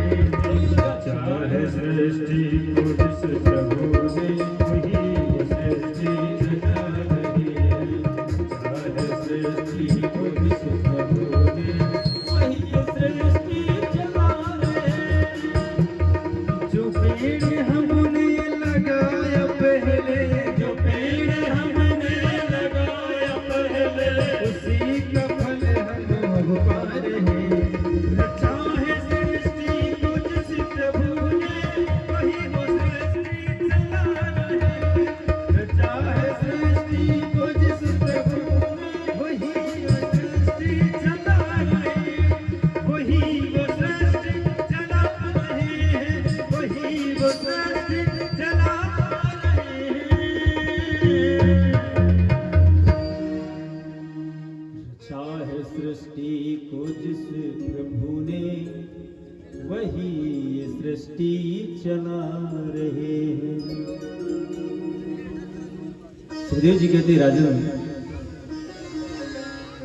भगवान के द्वारा सृष्टि का निर्माण हुआ, और पता है एक दिन प्रश्न करते करते महाराज परीक्षित ने पूछ लिया सुखदेव जी से, भगवान आपने एक बार विदुर की कथा श्रवण कराई थी। एक दिन बता रहे थे विदुर जी यात्रा में चले गए थे, वो यात्रा में क्यों गए और फिर विदुर जी की उद्धव जी से मुलाकात कहाँ हुई। क्या आप नहीं विदुर की बात कर रहे हैं जो दासी पुत्र थे, जो हमारे यहाँ हमारे राज्य में दुर्योधन के द्वारा दुत्कारे गए थे। पता है ये शब्द जब सुखदेव जी सुनते हैं तो इन्हें बड़ा बुरा लगा। परीक्षित की ये शब्दों को सुन करके सुखदेव जी को बड़ा बुरा लगा कि देखो, उन्होंने कहा राजन, विदुर एक संत थे, विदुर जैसा संत विरले नहीं आते हैं। और पता है कैसे संत हैं? संसार के लोग भगवान के दरवाजे खटखटाते हैं, लेकिन वो जगत का परमात्मा आज विदुर के दरवाजे को खटखटा रहा है। इससे बड़ा संतत्व तो क्या हो सकता है जीवन में? भक्त दो प्रकार के होते हैं। एक वो भक्त होता है जो भगवान को याद करता है, और एक वो भक्त होते हैं जिन्हें भगवान याद करते हैं। और पता है विदुर जी उन भक्तों में से हैं जिन्हें भगवान याद कर रहे हैं, भगवान की परम भक्त हैं। ऐसे भक्त हैं, संत हैं। दुर्योधन ने इतनी गालियां दी, धनुष बाण रख के चले गए, लेकिन एक शब्द भी उन्होंने अपने जवान से दुर्योधन को कुछ नहीं कहा। पता है जिसमें सहन करने की सामर्थ्यता हो, सहनशीलता हो, वो संत हो सकता है। संत की परिभाषा ही कही गई है, सुखदेव जी कहते हैं। और पता है जिस दिन से वो हस्तिनापुर का त्याग किए, मानो हस्तिनापुर का सब कुछ चला गया। क्योंकि जब एक संत नगर छोड़ता है ना, तो उस नगर के रहने वाले एक एक व्यक्ति की आयु घटने लगती है। हमें लगता है कि घर का बोझ हम उठा के चल रहे हैं, और पता नहीं किसके भाग्य से वो घर को चला रहे हैं। जरूरी नहीं कि मेरा ही भाग्य साथ दे रहा है, उसमें हमारी पत्नी का भी हो सकता है, बच्चों का भी हो सकता है, हमारे भाई का भी हो सकता है, हमारे माता पिता का भी हो सकता है, किसी का भी भाग्य हो सकता है। धृतराष्ट्र दुर्योधन को लग रहा था कि इस राज्य सिर्फ हम चला रहे हैं, ये नहीं जानते थे कि इस राज्य को चलाने में सबसे बड़ा अगर किसी का संयोग था वो विदुर जी का था। पता है जिस राज्य में संत होते हैं, विभीषण लंका में था ना जितने दिन, रावण बड़े से बड़े पाप करने के बाद भी कभी पराजित नहीं हुआ, क्योंकि विभीषण का भाग्य भी उस राज्य से जुड़ा हुआ था, और विभीषण एक भगवान का भक्त था। और वही स्थिति आज यहाँ दुर्योधन की। ऐसे कही चला विभीषण जब ही, ऐसे कही चला विभीषण जब नहीं, ऐसे कही चला, ऐसे कही चला विभीषण जब ही, ऐसे कही चला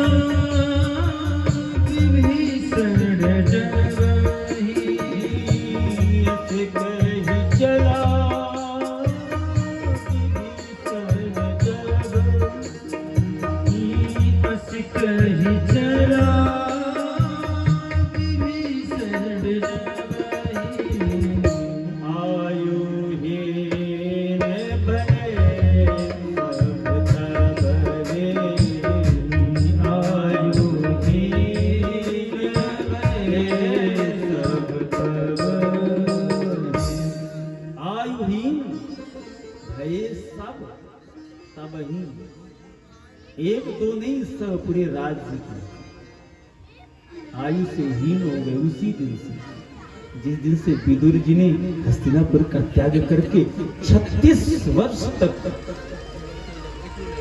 वन में भ्रमण करते हुए भगवान का भजन कर रहे थे। एक दिन प्रभास क्षेत्र में उद्धव जी से मुलाकात हो गई। उद्धव जी से वो प्रणाम किया, भगवान का कुशल क्षेम पूछा। उद्धव जी कहते हैं, विदुर जी, भगवान की महत्वता का हम क्या वर्णन करें। भगवान इतने सुंदर थे, इतने सुंदर थे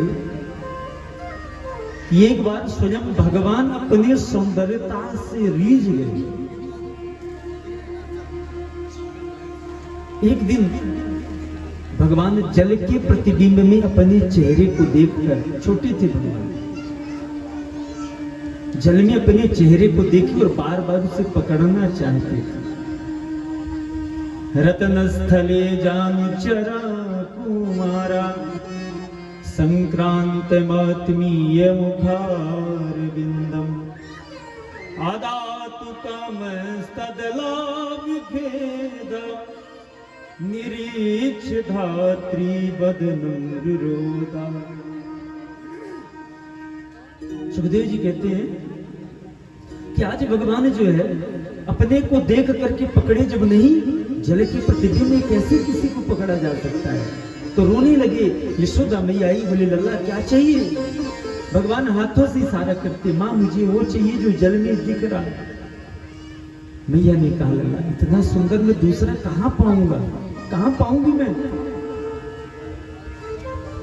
अरे तू ही तो है जो इतना सुंदर है, इतने सुंदर है भगवान। उद्धव जी भगवान की कथा सुनाते हैं,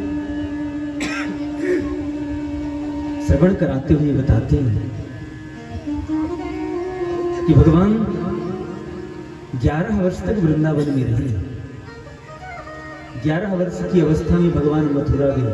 वृंदावन में रहते रहते भगवान ने बहुत बड़ी लीलाएं की, गोप गोपियों के साथ लीलाएं की हैं। गोवर्धन 7 वर्ष की अवस्था में तो भगवान ने गोवर्धन पर्वत को उठा लिया है। 8 वर्ष की अवस्था में भगवान ने महाराज की लीला कर दिया है। और 11 वर्ष में भगवान मथुरा चले गए, गुरुकुल में रहे, विद्या अध्ययन किए और जरासंध जैसे यातताइयों की सेना का संहार किया है। संपूर्ण पृथ्वी को राक्षसों से, दैत्यों से हीन किया है। सुखदेव जी महाराज कहते राजन, यही क्रम संपूर्ण कथा, और यही कथा विदुर जी सुनाते सुनाते कहते हैं, विदुर उद्धव जी कि विदुर जी ये कथा आपको मैत्रेय जी श्रवण कराएंगे, क्योंकि भगवान ने हमारे सामने ही मैत्रेय जी से कहा था जाते जाते कि मैत्रेय जी हमारी कथा हमारी परम भक्त विदुर को भी श्रवण करा देना। इतना सुनते ही विदुर जी के नेत्र सजल हो गए कि बताओ जाते जाते भी परमात्मा ने मुझे याद किया। और पता है क्यों किया? विदुर के अंदर कोई कपट नहीं है, कोई छल नहीं है, इसलिए भगवान विदुर से प्रेम करते हैं। भगवान ये नहीं कहते कि आप धनवान बनिए तब हम आपके घर आएंगे। भगवान ये नहीं कहते कि आप बलवान बनिए तब हम आपके घर आएंगे। भगवान ये भी नहीं कहते कि आप रूपवान बनिए तब हम आपके घर आएंगे। भगवान कहते हैं बस आप आत्मवान बन जाइए, हम आपके घर आ जाएंगे। जिस दिन आप आत्मवान बन जाएंगे, जिस दिन आप सत्यवान बन जाएंगे, उस दिन परमात्मा को आपके घर आना पड़ेगा। और पता है विदुर जी कभी झूठ नहीं बोलते, साधारण नहीं है, साक्षात यम के अवतार हैं विदुर जी, यम के अवतार हैं। मांडव ऋषि के श्राप के कारण इनको 100 वर्ष तक इस पृथ्वी में भोग करने के लिए आना पड़ा।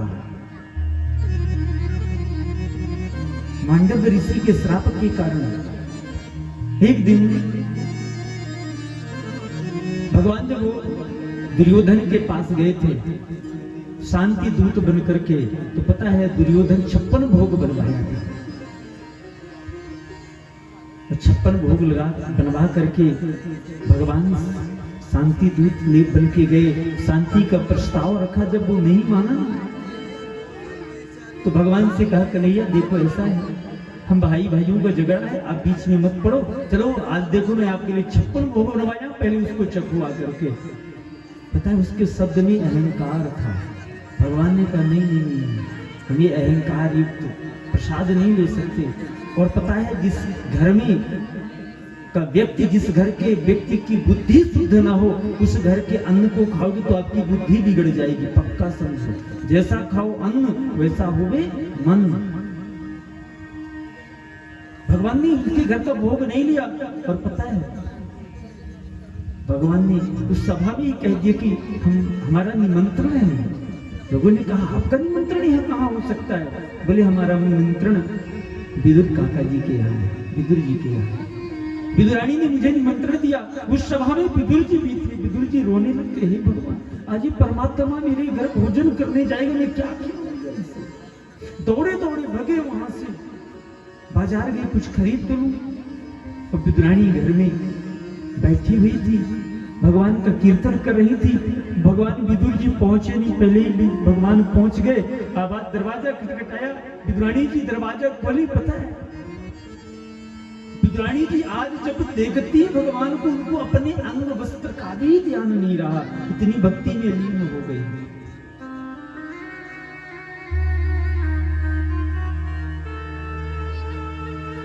आसन भी नहीं दिया, बैठाया। अरे कन्हैया आया, कन्हैया आया, श्याम सुंदर आपका दर्शन हो गया, बैठा दिया। और पता है भगवान ने कहा काकी जी आज मुझे भूख बहुत लगी है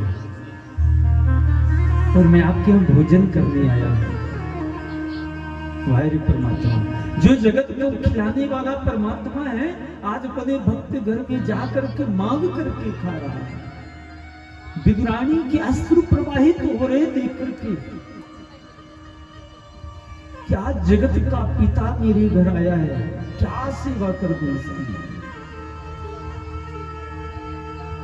कुछ नहीं दिखा, केले रखे थे, उन केलों को ही लेकर के विदुरानी खिला रही है। और खिलाते खिलाते पता है, खिलाते खिलाते गूदे, जो केले का गूदा है ना, नीचे गिरा हो, छिलके भगवान को खिला रही है। ये है भक्ति का प्रेम रस प्रवाह। पता है भगवान को सिर्फ और सिर्फ प्रेम के द्वारा पाया जा सकता है। भगवान ही को नहीं, संसार में हरेक व्यक्ति को, हरेक जीव को, हरेक प्राणी को आप अगर आप कभी भी किसी भी व्यक्ति का प्रेम चाहते हो, किसी भी पशु का भी प्रेम चाहते हो, तो वहां पे आपको जाकर के प्रेम दिखाना पड़ेगा उसे साहब। इसलिए कहते हैं भगवान कब किस पर कैसे रूठ जाए ये कोई नहीं जानता, कब रीझ जाए। आज देखिए भगवान आज विदुर और विदुरानी के घर में रीझ करके भोग छिलकों का लगाते हैं। कैसे न जाने कौन से गुण पर दया रीझ जाते हैं, न जाने कौन से गुण पर दया रीझ जाते हैं, न जाने कौन से गुण पर दया रीझ जाते हैं, न जाने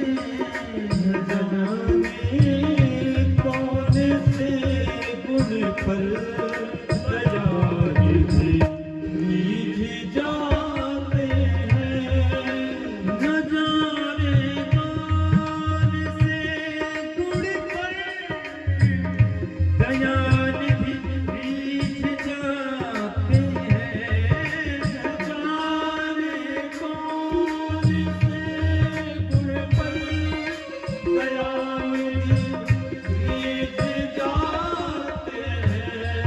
यही हरि भक्त कहते हैं, यही हरि भक्त कहते हैं, यही सब ग्रंथ गाते हैं, न जाने कौन से गुण पर दया रीझ जाते हैं।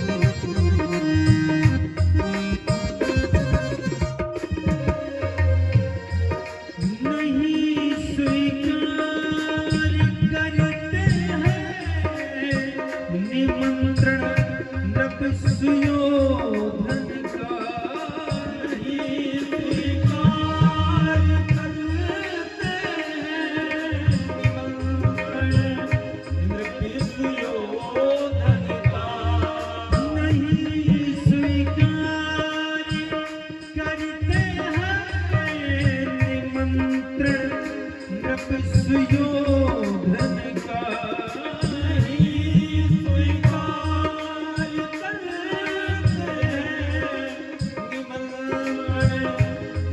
सुयोधन का विदुर के घर पहुँच करके विदुर के घर पहुँच करके भोगी शिवों का लगाते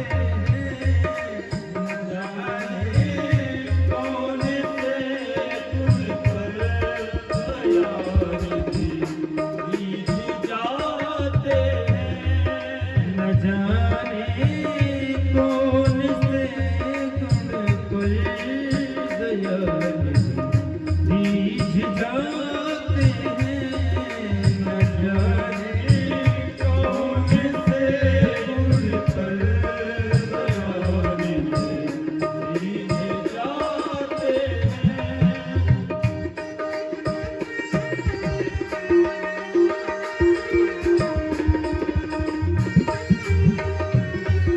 जाने कौन से तुम पर दयारी बीत जाते हैं।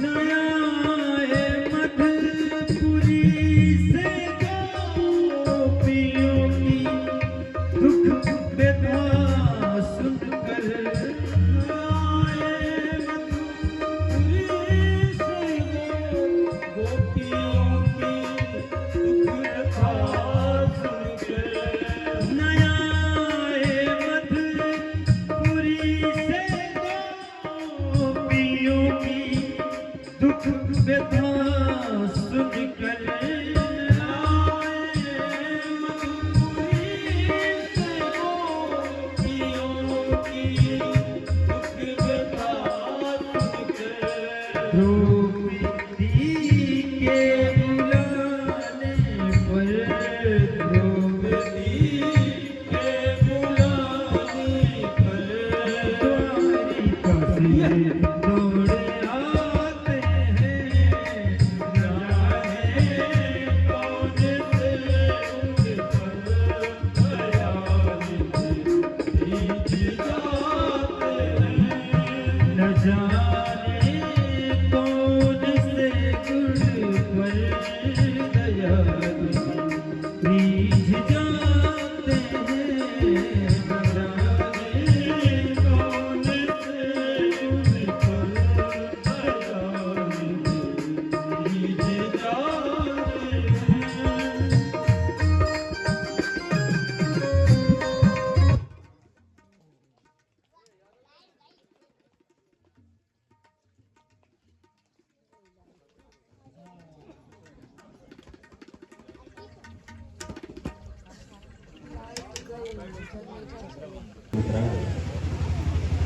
शौनक जी इधर भगवान सुखदेव जी राजा परीक्षित को श्रवण करा रहे हैं।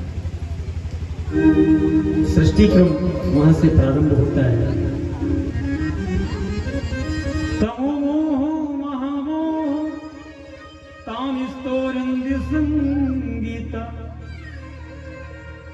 अविद्या पंचपायर्वेषा प्रादुर्भूता महात्मनः। ब्रह्मा जी ने कई बार सृष्टि बनाई, 10 प्रकार की सृष्टियां की, आगे नहीं बढ़ी। अपने मन से कई सृष्टियां तैयार की, आगे नहीं बढ़ी। तब भगवान का स्मरण किया, हे प्रभु आपने कहा था कि जब सृष्टि करना हो तो मेरा स्मरण करना। अहमेवासमेवाग्रे नान्यं यद्यत् सतपर। इस सृष्टि में आदि में भी आप थे, अंत में भी आप रहेंगे, और आज जो है वो भी आपकी सत्ता है। तो जब आप ही हैं तो हम आपका स्मरण करते हैं। हमारी सृष्टि बढ़े कैसे तब ब्रह्मा जी के शरीर से 4 पुत्र उत्पन्न हुए। सनकादिक जिन्हें कहते हैं, सनक, सनंदन, सनातन, सनत कुमार। इनसे कहा सृष्टि करो। इन्होंने कहा पिताजी हम सृष्टि करने नहीं आए, हम तो भजन करने आए हैं, हम भजन करेंगे।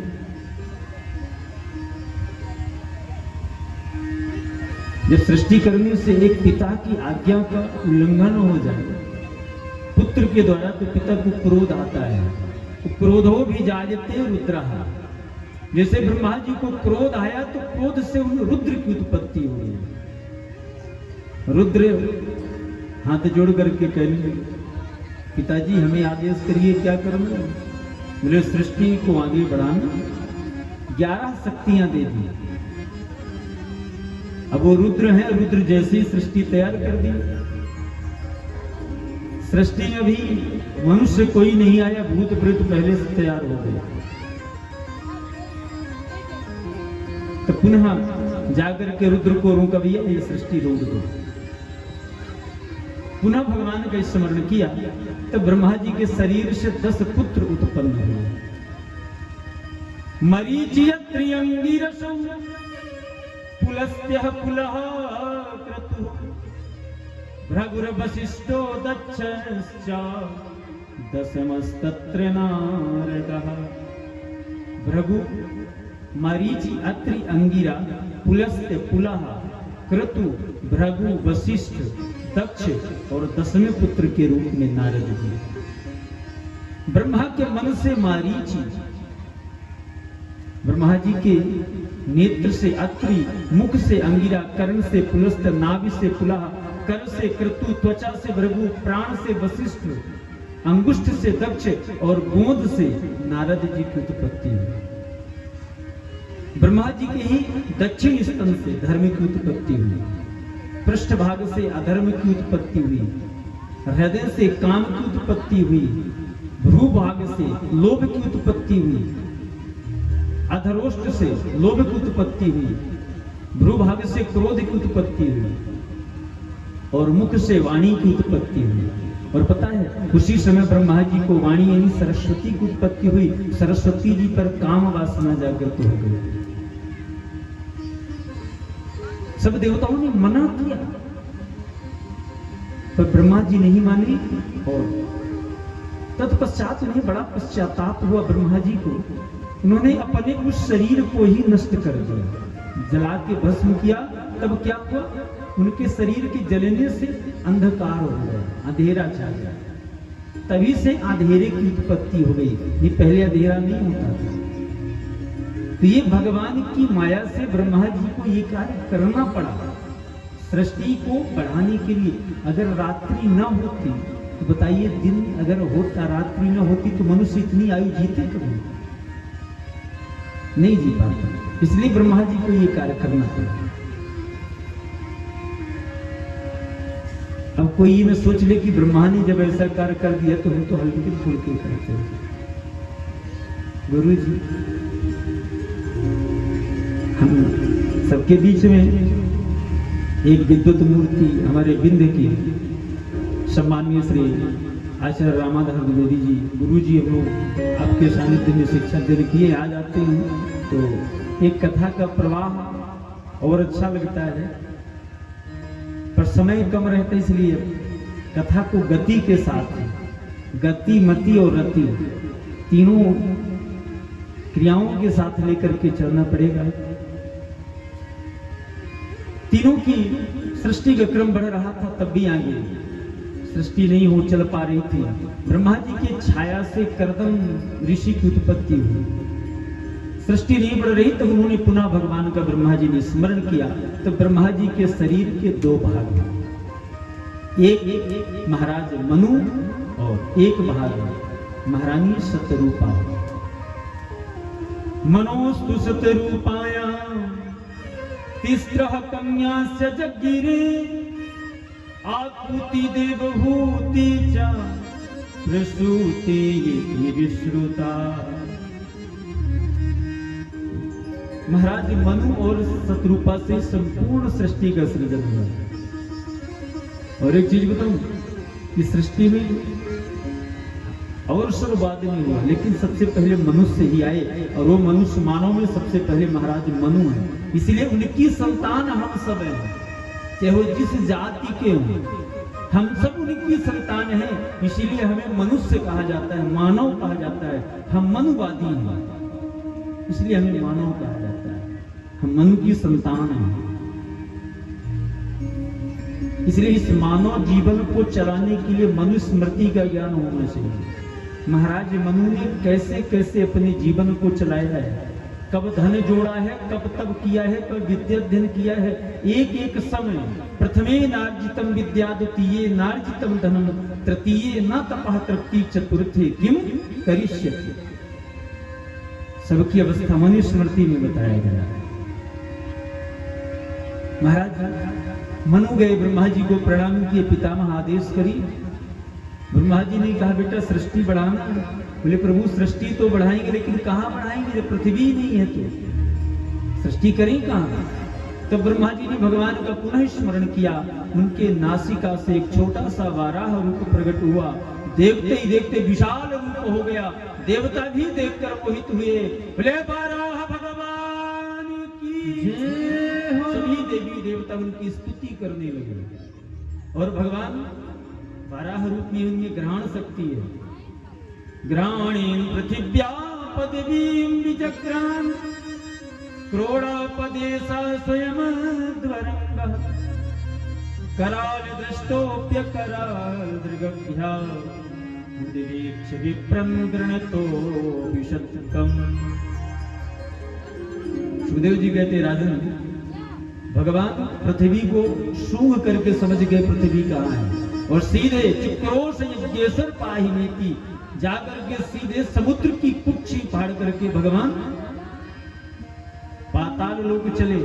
समुद्र भी हाथ जोड़ के खड़े हो गए। हे यज्ञेश्वर, भगवान वाराह को यज्ञ की मूर्ति कहा गया है। जितनी यज्ञ की सामग्रियां हैं भगवान वाराह से ही प्रकट हुई है। और जाकर के सीधे भगवान पृथ्वी को अपने दंतोष्ठ भाग में ले करके और चले। पीछे से हिरण्याक्ष ने देखा, भगवान का पीछा कर लिया, आवाज दिया, अरे वन गोचर, अरे सुकर, कहाँ हमारी पृथ्वी को लेके जा रहा है। भगवान ने कहा अभी मुड़ के बात करना ठीक नहीं है। क्या है, कभी शत्रु से तभी लड़ा जाता है जब अपना कार्य सिद्ध हो जाए। जब तक कार्य सिद्ध ना हो तो शत्रु के सामने आना नहीं चाहिए। लुक छिप करके काम कर लो। भगवान ने सीधे ला करके पहले पृथ्वी को यथा स्थान